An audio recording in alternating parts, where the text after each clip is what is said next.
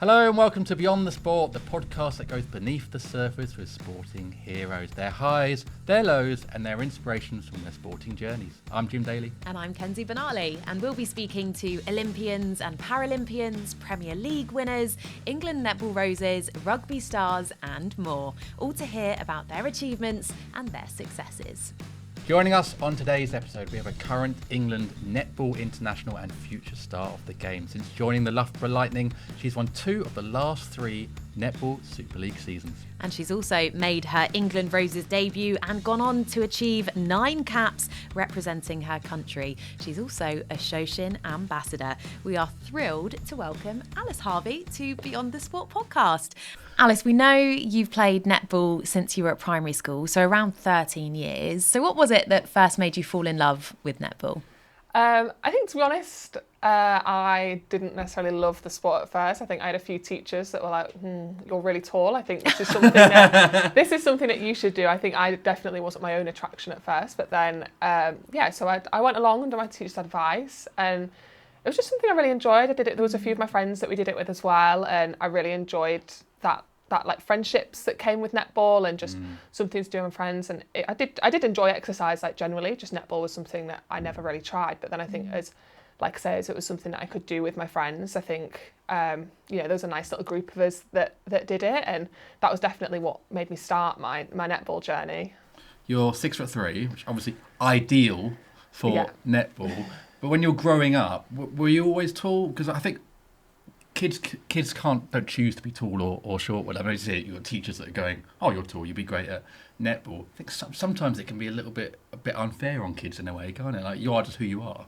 Yeah, so I think I have always been tall, but I think it was probably when I was maybe like year 8, 9, so like maybe 13, 14 years old, then I was like, okay, I'm tall. I think I was head and shoulders above everybody else in my year, all the boys, and yeah, like at the time, like I was a bit insecure at the time. People would like, nobody was ever like malicious or anything, but people would make jokes with you, like, or what's the weather like up there and stuff like that. But just the classic, like nothing like overly malicious. But it's something now that like I'm really confident in. I'm really confident in myself, and I think netball, it was a place where I felt like my height was really valued, and I just felt really accepted for who I was. Yes. So I think that was probably a reason again why I wanted to keep playing netball, because of that like accepting thing. That's important for kids, isn't it? Because I think 100%. if you are taller than everyone else, it's really easy to feel like you're different to everyone. Yeah. So I guess netball gave you that, I don't know, that safety net, that reason to feel good about yourself. Yeah, 100%, definitely. Yeah, I have to say, being tall is a wonderful thing, by the way. Yeah, not completely. That I would know, but I would do anything for a couple of extra inches. So, I think it's an amazing thing. And as you say, it's amazing that you've been able to use that, and what a career you're carving. You obviously mainly play goalkeeper and goal defence. So perhaps for somebody who isn't familiar with netball, with the positions, maybe you can explain a bit more about that. Yeah, so there's 7 people on court. I think typically the tallest people on court would stick at either end. So you're either a goal shooter, goal attack, or a goalkeeper, goal defence. And then typically, but not always, the shorter people on court generally play in the middle, because they're the faster players normally. But yeah, at the end, you generally are the taller ones, more aerial, more jumping. And we're a lot more like body on, so shorter movements, that sort of stuff. But yeah, essentially my goal is to try and stop the opposition from scoring. Did you ever play up the other end? Were you ever a shooter? So at college, I dabbled in the shooting department, but definitely at like a more professional level. I don't think I've got the accuracy that is required of the shooters that are in our teams today.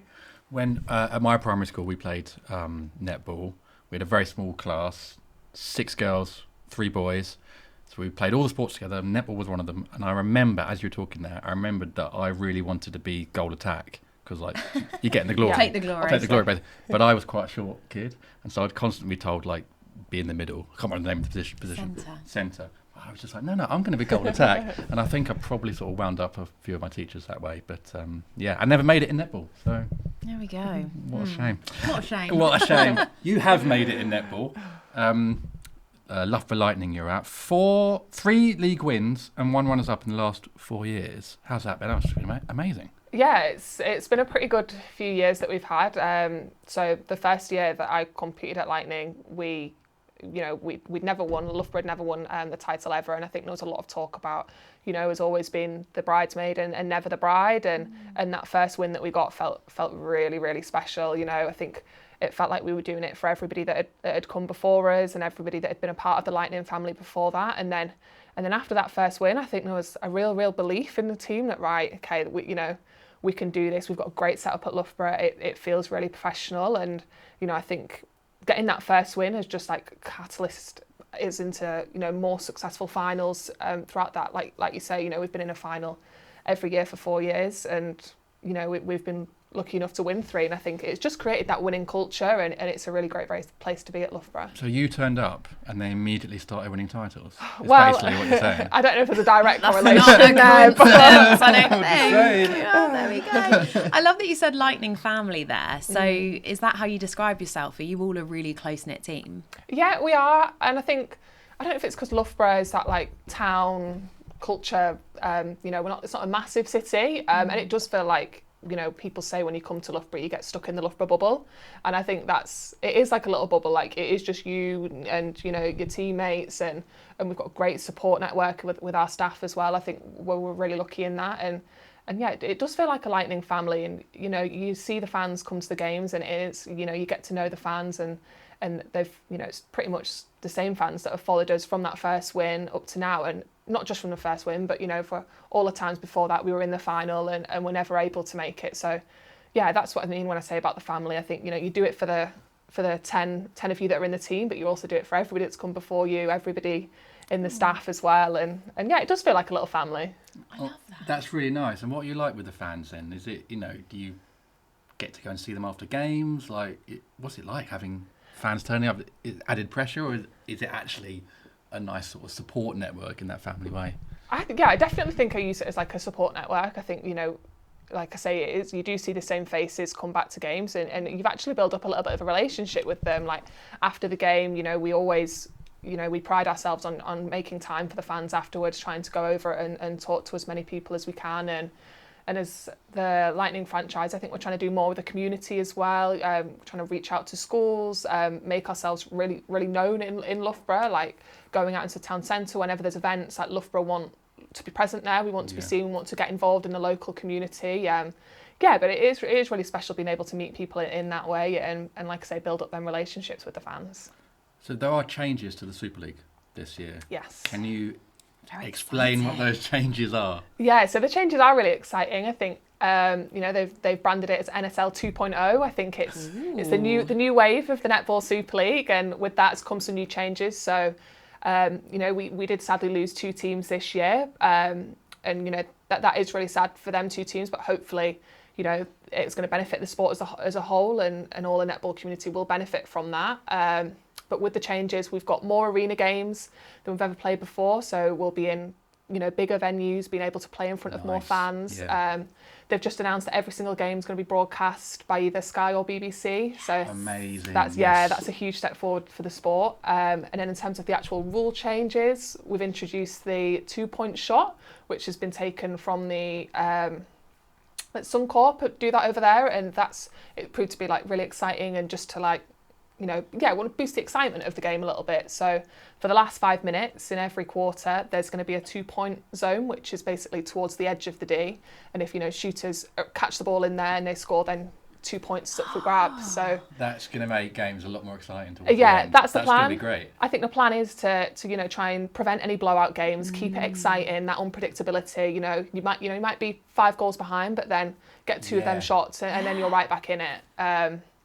So some really exciting changes happening for the league this year. Oh, I love that. And do you know, it's already such an exciting sport. It's so fast paced, and I've been to various matches, and the atmosphere is electric. I mean, we've spoken about the fans. They bring the noise. There seems to be a lot that goes on in the way of entertainment around matches now, in venue, and it really feels like such a positive time for netball. It just feels like it's going from strength to strength. Do you feel that as players? Yeah, definitely. I think, the match day experiences, I think, have just been getting better and better. And I know as part of when teams had to bid to be one of the 8 teams, I think a lot of the bid was, what is your match day experience going to look like? You want to retain fans. We want to create this experience because, it's all right, fans come into one game, but we want to keep them coming back. So, you've got to create that experience. And it's really exciting. I know at Loughborough we've got a whole new branding team and commercial team that we've never really had budget for that before, but this year it is, and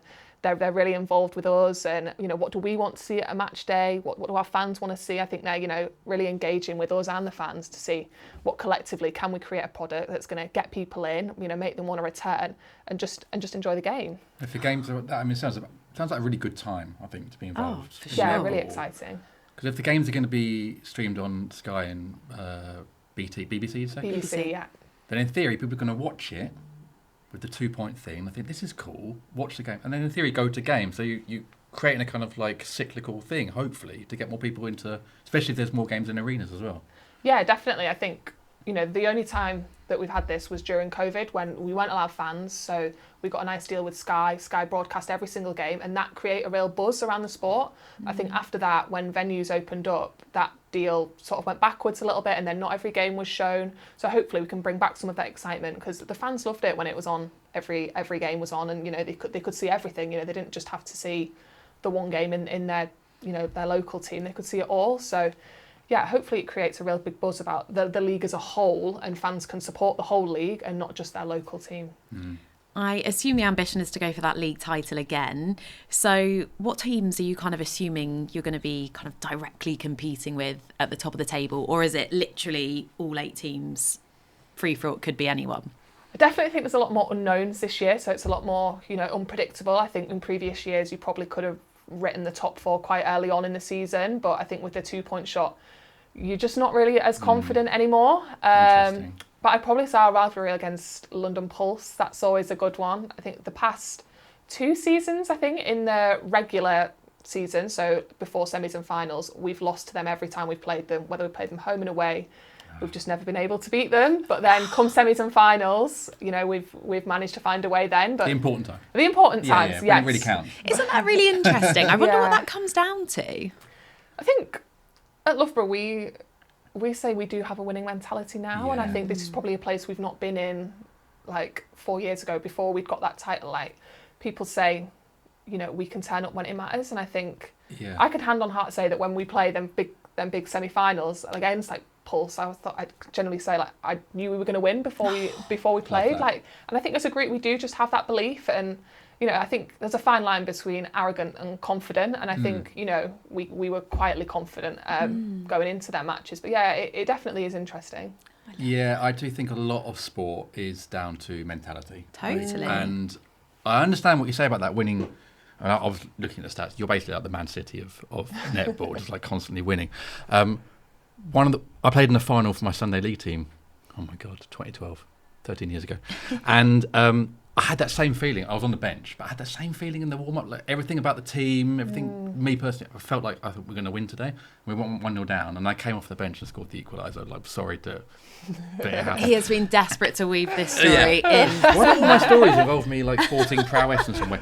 And then it went to penalties, and we won on penalties. But when you were talking about sort of just knowing, that's the feeling I thought of. And sometimes just having that sort of confidence in yourself, actually, because if you're in these semis and finals, the ability, I bet, between the 2 teams is probably quite tight. Yeah. But that little bit to flip you over the margin in confidence, if you're doing it regularly, that breeds more confidence. 100%. Yeah, it's just, I think for us, it was just trusting the process. I think, we've got a great team of staff around us. We're a great group of players, and, everybody went away and did their own research, worked really, really hard. And we just had such a good week in training that week. We said, this is their starting lineup. We think if we do this, we know they're going to make these changes.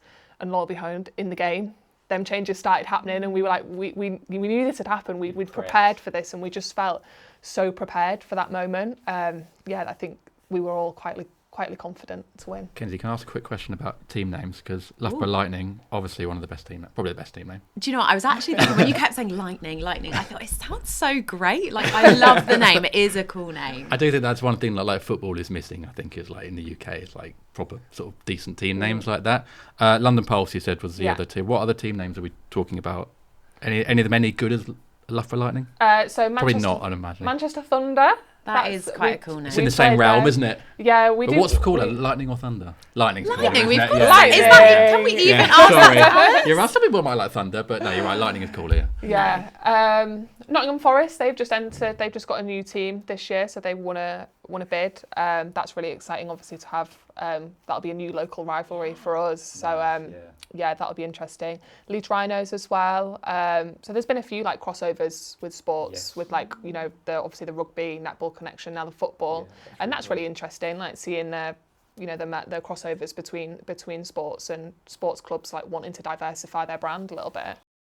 The seriousness that a lot of these other sporting brands are then taking netball, isn't it? I think as well, comes back to that family atmosphere as well, and that idea, I suppose, because you're playing in a city, and it's ultimately supporting sport in the city, isn't it? And there's clearly a massive appetite for netball now, and as we've been saying, it's just going from strength to strength, which is amazing to see. Speaking of which, looking ahead to your future, what are your dreams and your aspirations with regards to your netball career?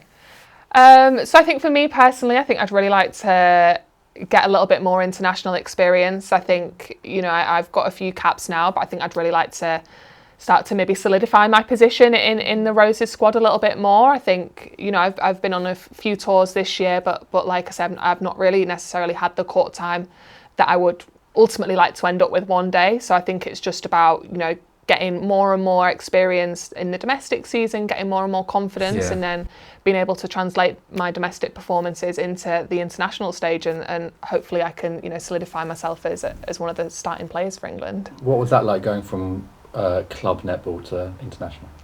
It was good. I think we've got a lot of international players within our UK league, so I think a lot of the players that I play against internationally we play against like week in, week out in the league. But I think the biggest thing for me that was different was just the training structure. I think we train in England environment in more of a camp-based structure. So typically it's like 4 days on and then 3 days off, and then with a few tours scattered here and there. So it was just getting used to like a different environment, I think the environment change was the biggest. I was very comfortable in the Loughborough environment because it's where I started. So just new environment change, working with new coaches, new support staff, just new players in generally, really. That was exciting new change. Is it weird training and playing with players that you've sort of been, I guess, rivals or opponents with, and then going back to that? Is it weirder than when you've got to know them as a teammate internationally? Yeah, it is weird, but I think so we had Mary Cholhock at our team in Loughborough for the 4 years that I've been there so far, and she is a Ugandan international. So when England were heading up against Uganda, I think it was really interesting that I knew Mary inside out. I train against her every single week. So from that point of view, you feel really confident, and then so I think I had a really good series against Uganda. That was in my debut, so I was really proud then. Nice. So I was, like I say, able to share some intel and create a little bit of a defensive strategy as to how we're gonna combat her. That really paid off. Yeah, it did pay off. But playing against these players in the Super League, it definitely has its benefits. So, gone. Okay. So Australia are sort of leading the way in terms of team and league. Do you ever see yourself going out there, playing out there? Yeah, I think I'd definitely love to. I think I just want to play in the best league in the world, right? And I think at the minute, Australia is where it's at. I think it's the most competitive league. The games are most unpredictable. I think they've got a great marketing package there. I think the matches look great. But, with NSL 2.0, hopefully that's going to boost netball in the UK even further. And maybe, when the time's right, this might be the most, successful, best league in the world. But as it stands right now, I definitely love the opportunity to play in Australia again, play against different players and a different style of play. Alice, just to circle back to your Roses debut, was that, I assume, always an aspiration that you had to play for England? And, you said that was an amazing feeling, but just take us back to that time and how that felt. Yeah, that was my debut. Was amazing. I actually started the game, and I think I definitely, didn't even expect my debut necessarily, let alone start. Oh, really? Yeah. So when did you find out that you'd be starting? You find out that morning. So, Oh, wow. Yeah. So. I'm guessing your family were already coming to the game, I hope. Yeah, they were. So you went, get in the car. On the phone. Come down. But I remember Jess, the coach, came up to me and she was like, this doesn't happen very often, but, she gave me a little pep talk. She was like, you've earned it, you're ready, you're prepared, and we've got full faith in you, so just enjoy it. I can't believe you found out that morning. Yeah. That just shows how you have to prepare always, because if you weren't expecting it. Then... I think netball is quite unique in that way. Like, we find out if you're in the squad in the 12 the night before, and then starting 7 is the morning off. And I think that is different compared to a lot of sports, but I suppose us as netballers, we don't know any different. Like, that's what we're used to in our environment. But no, so starting, it was really exciting. Like I say, it was a home series as well, so I was really fortunate to be able to have my family and friends. They'd all come down, and like I say, it was against Mary, who I was playing against, and even that was familiar for me. So I think that gave me a bit more confidence. So I was like, I know I can trust that I know Mary inside out. Played against her all the time. So it was just a really great game and one that I'm really proud of. And so you should amazing. Looking forward, Commonwealth Games 2026. I think netball survived a cut of a few sports. Yes. How would it feel to represent your nation? Home event. Oh, it would be amazing. I think for netball, we've got 2 big tournaments in our international calendar. We've got the World Cup and then the Com Games as well. So I think, when those talks of the Com Games maybe not happening, I think we were really disappointed because that is, one of our major competitions for us. But maybe a blessing in disguise that then it got moved to Glasgow, because then that means, that's more of a home competition for us. And England do a lot of travelling, I think, compared to the other nations. We do a lot of away series. So, when we do get these home series, it's great. So, I think the aim is obviously always to do a major competition like that. I think that would be a huge achievement for me, and one that would be really looking forward to and excited. So hopefully we've just got to get there first. We believe in you. Oh, for sure. Thank you. Listen, talking about Olympics, can you see a world where we have netball at the Olympics? Because it's such an exciting sport to watch, and I think it's kind of hard to believe that it's not already. Yeah. So as a player, what do you think needs to be done, I suppose, to see netball at the Olympics? Yeah, I think obviously I'd love to see netball at the Olympics, add to our international calendar and our big events. But I don't know if it would get in the traditional 7v7 game. I think, they do a fast 5 version, and I think that would be more in keeping with like the Olympic brand and other sports that we see at the Olympics, like the rugby sevens, the basketball, like 3v3. I think it's more that sort of vibe.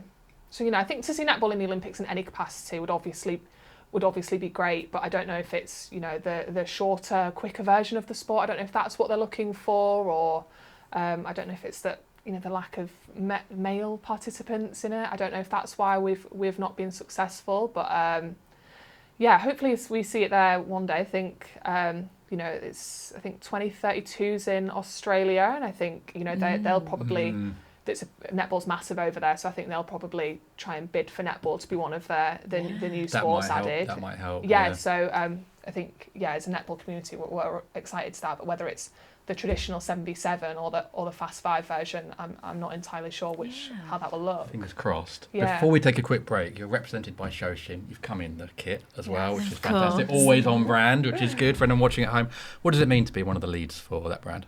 Oh, it's great to be lead for Shoshin. I think I really like what the brand stands for. I think the netball industry has probably been a little bit concentrated, so I think to see up and coming brands like Shoshin in there is really great. And I think the more we can promote the sport, the more accessible we can make, the different ways that we can make like netballs and equipment and stuff like that accessible to consumers is definitely just gonna benefit the wider netball community as a whole. So it's really exciting to be supporting Shoshin. Lovely stuff. Well said. Thank you. Should we take a break? Let's take a break. Right, join us in a bit after this. This episode is powered by Shoshin. Shoshin are here for the up-and-comers, the never-giver-uppers, the risers and the fallers, fueling the journey of all athletes with quality products. For every kick, hit, pass, Shoshin are there. Sharing your passion for nurturing athletes. Together, we can empower the next generation of athletes, one game at a time. Ready to play. Set to improve. Shoshin. To find out more information on Shoshin and where to purchase their amazing products, visit www.shoshin-sports.com. Welcome back to the Beyond the Sport podcast. This episode is brought to you by Shoshin. We've got Alice Harvey here. Alice, we're going to go back to school time, childhood. What was sport and PE like for you growing up? I loved sport and PE at school. I think I had a really positive experience, but I think, I was very confident. I think I just, was happy to just admit that I love sport, really. And I think I wanted to throw a hand at anything. I think, I really wanted to get involved in any of the different sports that we tried. So I think I had a really positive experience. And I think that just made me really confident, really. Any other sports that you played apart from netball? Any others that you really enjoyed? Did a bit of judo. Did it? Oh. I did enjoy that. Wasn't overly good at it, but I enjoyed it. And then I did swimming as well. Swimming was probably one of my better ones. I don't know if it's because, again, I'm so tall and long strokes and Just all. get there quicker. Yeah, and all of that jazz. I really enjoyed swimming as well. So it's probably between swimming and netball. I think I maybe had to make a decision which one do I want to go down. But I think netball just took the edge for me for that. Just. Yeah, just. Netball one. Casting your mind back, do you have perhaps a PE teacher or a coach from your time at school that still kind of stays in your mind, that perhaps inspired you or maybe even made you believe that you could carve a career in netball? Yeah, a few people come to my mind, I think, with that question. I think in terms of teacher, probably Miss Stevenson. She was my, she was never even my teacher. I think she was just the netball coach, and she was the lady that initially reached out to me and was like, no, like I think you could be really good at this. So then I gave it a go at school, really enjoyed it, and then she then put me in contact with clubs and things like that outside of school, and was like, look, if you want to do this, here's all of your options. Wow. So she really took her time with me, and she definitely is the reason I started playing netball to begin with. And then in terms of coaches, I had this one coach, Alex Kirk. She probably coached me when I was my most influential. I think she coached me from the ages of probably about 14 to 16. And I think I was just really impressionable then. And I really believe that as a coach, she had my best interests at heart. I think, she was tough, but it was definitely tough love. I think, if I ever had any questions, she was definitely an ear that would listen. But she also wasn't afraid to tell me when I was out of line, and she'd tell me when I had my priorities all wrong. But Did she not know that you did judo? well, clearly not. But that sort of tough love, I think, at that age when I was trying to balance school, friendships and all of that was what I really needed. And I think she helped keep me really directed on my netball journey, and she just always had some really great advice for me when I needed it. It's amazing how the right people come along at the right time sometimes, isn't it? When you're on your journey and you need a certain influence or a certain person that can just definitely show up in your life and put you on the path you're on today, which is amazing. Did you have any sporting idols growing up that you looked up to? Yeah, I think so. In netball, Jiva Mentor, she's a pretty legend of our game, and I think because she's a goalkeeper as well. So I think I always really looked up for her. I think she was probably England's starting goalkeeper for way over a decade, and I think she was pretty formidable in her position. And I think I was really fortunate that just as I was sort of entering my international career, she was sort of leaving hers, but there was a season where we had a bit of a crossover, and it was amazing just being on the same team as her. Almost That's like, amazing. That must have been really surreal for you, because not many people, even at elite level, have the opportunity to be around their idol. So what was that like for you? It was amazing, and I think Jiva had a really great mindset. I think she took me under her wing and was like, I'm not going to be here forever, like. And she was, she just taught me so much, and like she was another person I could just ask her anything, like no matter how silly, it just felt like she got it. But she was just really willing to share her knowledge with me, and I think that's at a time where we're still in the same team now. We're still competing for the same position on court, but there just wasn't any, like rivalry or anything like that. Like she genuinely just was a lovely person and just was wanting to share her advice with me. So you basically became mates with your idol. That's like me becoming mates with Roberto Baggio.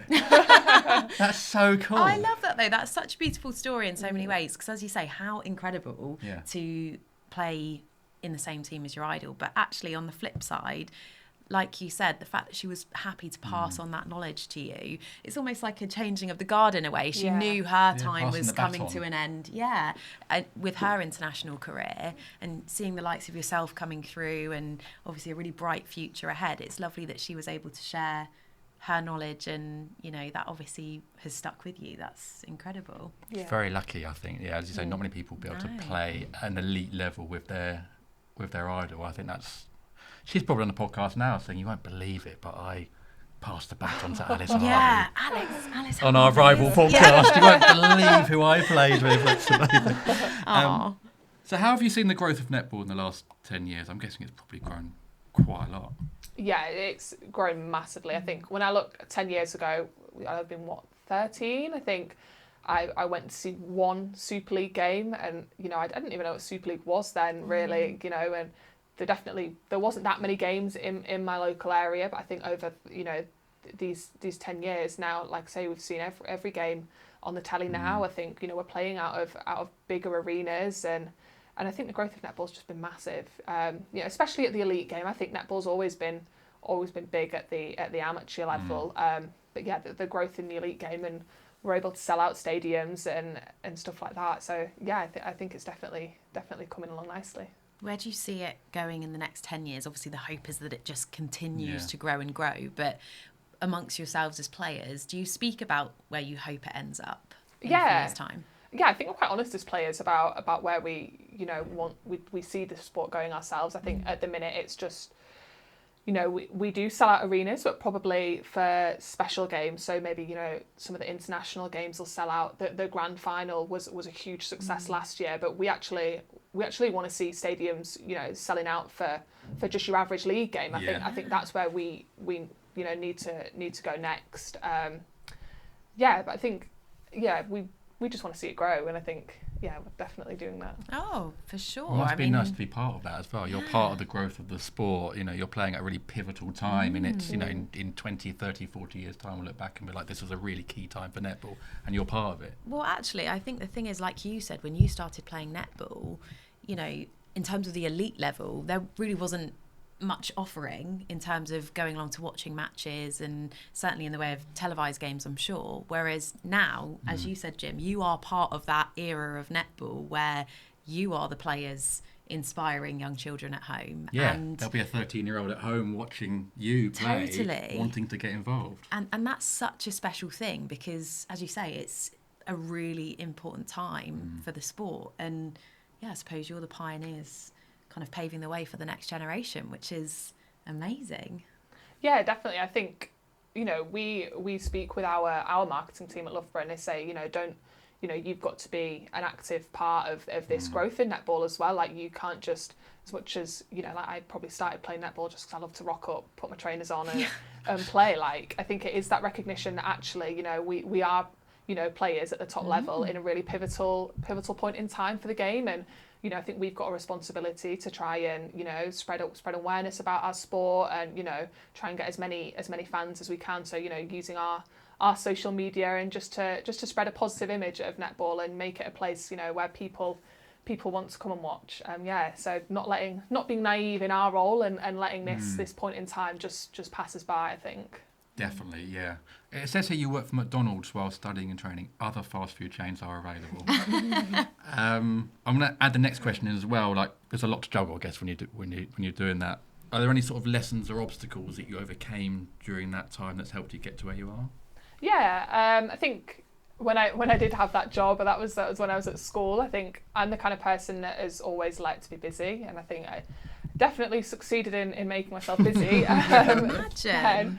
But I think the lessons I learned was, I think I used to be an extremely independent person. I think I still am, but I think I was probably a little bit little bit reluctant to put my hand up and say, actually, I might be struggling with this at the minute, or I need a little bit of help. And I think, going through that time where I was doing my A-levels, I was trying to work, trying to do netball. I think I had to speak to coaches, speak to teachers, speak to my job, and just work out what was my priority at what point in life. So I think that point in time definitely taught me it's okay to not be able to do everything you want at once, and you can't do everything. Yeah, if you just ask for help, people are generally going to help you. They're not because they all want you to succeed. Yeah, definitely, yeah. Yeah, it's so hard to spin that many plates at once, but hats off to you for doing so.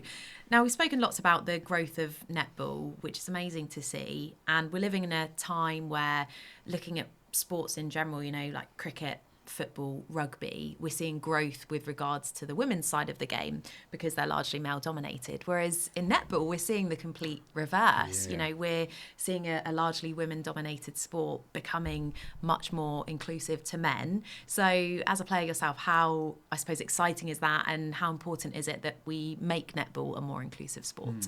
Yeah, I think it's really exciting, and I think previously there's probably been an unfair narrative that netball is just for girls and it's not the boys, but I think in order to get the sport to grow further, I think men and women should be working together to do it. And I think we at the England Roses have got a really close relationship with the England Thorns, the England men's team, and that's really exciting. And I think the Thorns are going to open for some of our Super League games. Oh, so I love that. Yeah, like trying to come together and like create a product. The men want to perform in front of crowds, and for us as teams, we're then able to offer tickets for 2 games instead of 1. So how can we actually work together? The men want netball to succeed, and as do we do. They're not exclusively just men netball only, and we're not just netball for women. So I think it's how can we come together and get fan bases from each side to create an overall bigger fan base for netball as a whole. And I think it's really interesting. I mean, it's this idea, isn't it, that to me is crazy that we even have to say women's netball, men's netball, women's football, men's football, because it's just netball, right? It's just football. And as you say, ultimately we want to watch netball. So come along, it doesn't matter who's playing, and you can't be it if you can't see it. So the more, absolutely, the Thorns are playing alongside you guys and things like that, hopefully young boys are coming along to those matches and thinking, oh great, I want to join a team. That's what it's all about. Definitely. So it's really important that we have that exposure as well. So it's great to hear that the Roses and Thorns are working alongside each other to make that possible. I'm sorry also, but the Thorns is a fantastic name, given that the women's team are called the Roses. That is genius. Yeah, you've got the better side of the bargain. Definitely, there, I think. but you could do a team photo and you'd literally have roses between 2 thorns. I love that. I mean, that is genius marketing. If you could talk to PE teachers in the UK, what would you say to encourage them to sort of empower a positive image around netball? I'd say to try and keep it as fun as you can. I think sometimes netball bizarrely is a winter sport, and I think playing outside, I think that's going to put a lot of people off. Yeah. And I think there is just this narrative of, we'll just get on with it. That is just sport. But I think, can we try and make, the best of a situation, whether that's, I know it sounds silly, but like letting girls wear leggings under their skirts and stuff like that to keep warm. And then, because I think, nobody's ever going to have any fun if they're out there freezing, are they? So, I think that's a great start. That's common sense. It does seem common sense, but I don't know why it doesn't happen everywhere. I was going to say that's actually a really good and valid point from you, because it might sound to some people like an insignificant point, but it's so true. Yeah. I'm sure there's so many people listening who have been stood shivering on a netball court, and as you say, it's bizarre that it's in some ways a winter sport, but as you say, let's make it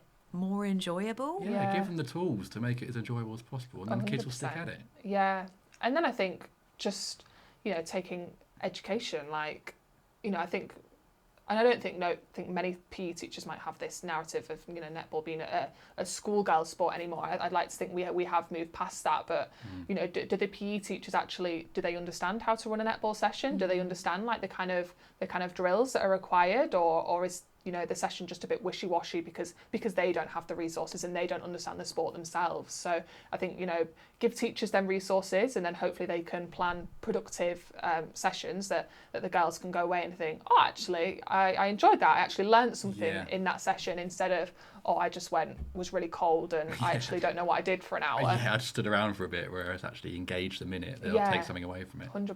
Yeah, it's so important. And Alice, we will end this podcast in the same way that we always do. We love to invite our guests to share their advice that they would give to their 10-year-old self. So if you could rewind the clock back and speak to 10-year-old Alice, what would you say to her? I would say keep finding the fun in things. I think, you started playing netball because it was fun and it's a team sport that you did with all your friends, and it's a sport that, you've constantly found new friends throughout. So keep finding the fun in things. It is going to be difficult at times and you are going to have to make sacrifices, but remember why you started. There's still fun in it now, no matter what you're going through. So just keep thinking about the why you started. I think that's a great message. Really important for any sport. Find the fun, keep the fun, and then the rest will come. 100%, yeah. Alice, thank you so much for joining us on Beyond the Sport. It's been brilliant to talk to you. Thank you very much for having me. Thank you, Alice. Thank you. If you've enjoyed today's episode, please leave a like and comment below. Thank you very much for watching. To find out more about Shoshin, go to shoshin-sports.com, and we'll see you again on the next Beyond the Sport podcast. Bye-bye.